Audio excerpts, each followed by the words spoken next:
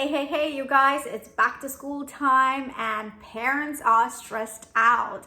I'm a parent myself, so I know what that feels like. So, back to school time this year is quite different for all of us, right? Some parents had to make the choice to send their kids back to school. Some parents have made the choice to keep their kids at home. No matter what choice you have made, it was difficult for you, and I just want to acknowledge that.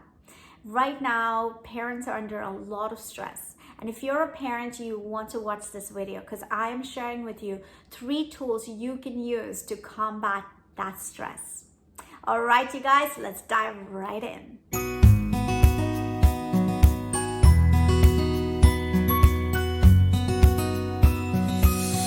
All right, so in today's video, I'm sharing with you 3 techniques you can do to help you manage that stress, that back to school stress.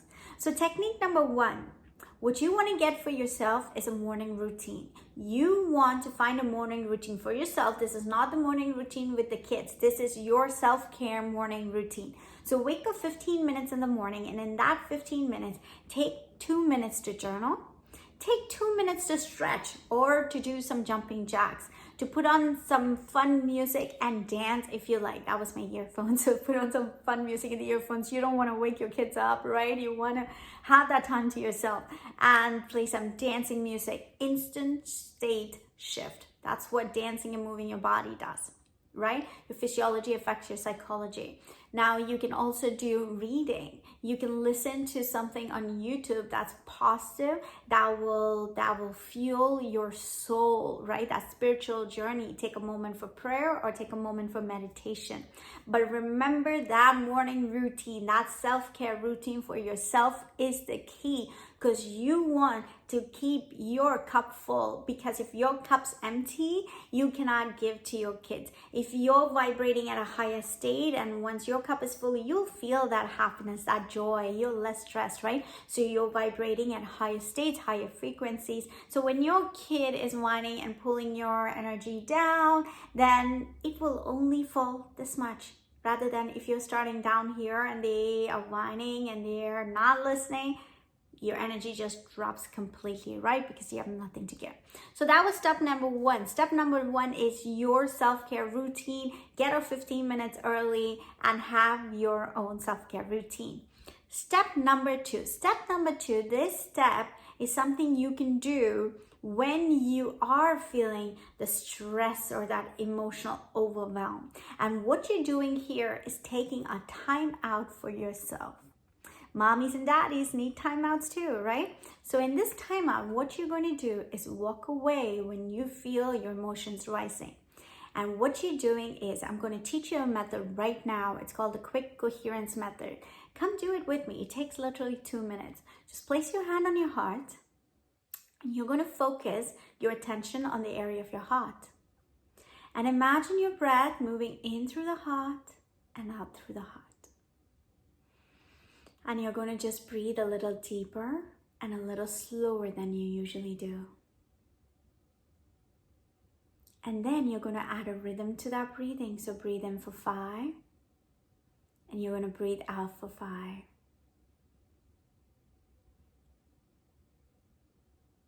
Amazing. Now just close your eyes and imagine a place you've been to that was beautiful. Or you can imagine your own kids. Imagine their hugs, their kisses, all the cute things they say. Imagine someone you love unconditionally. Maybe imagine your pet if you like.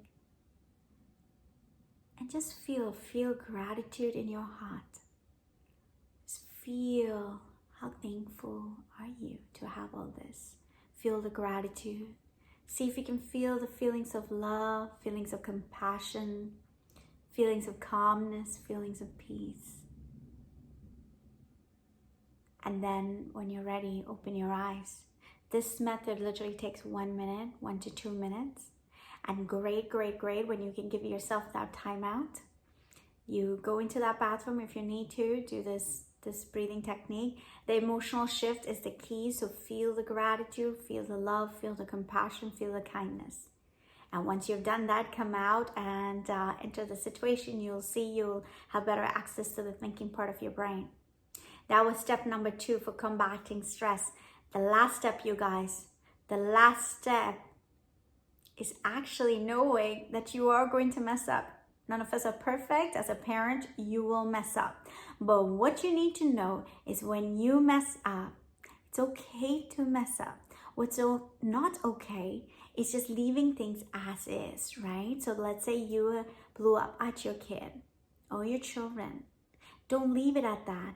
You know what? You want to take a moment, maybe after school, to sit with them and to tell them these words. Tell them how sorry you are. Tell them how much you are loved, or they are loved by you, how much they are loved. Tell them, I'm so sorry, I shouldn't have done that. I was really tired, but I shouldn't have done that to you. I shouldn't have yelled like that. Tell them, I love you. You are loved. And Mama or Dada loves you so much. And you're such a blessing to me. You bring me so much joy, and I love having you in my life. You are so special. Thank you for being you. Now, the reason I shared this with you guys, as you know, I do a lot of work with adults with inner child work. And a lot of adults are broken because these were the words that they did not hear when their own parents messed up. So what they are still living with is this open wound, these words that were not heard when they were a child. So I'm telling you guys, these little magic words, hey, I'm so sorry, I shouldn't have done that. Giving them a hug and saying, you know, I love you so much and you're so valuable to me. I love you. This will bring a lot of peace to you and a lot of peace to your child. It's the magic. This is where the magic happens. It's not in not failing. It's in showing them how to fix it after you've failed.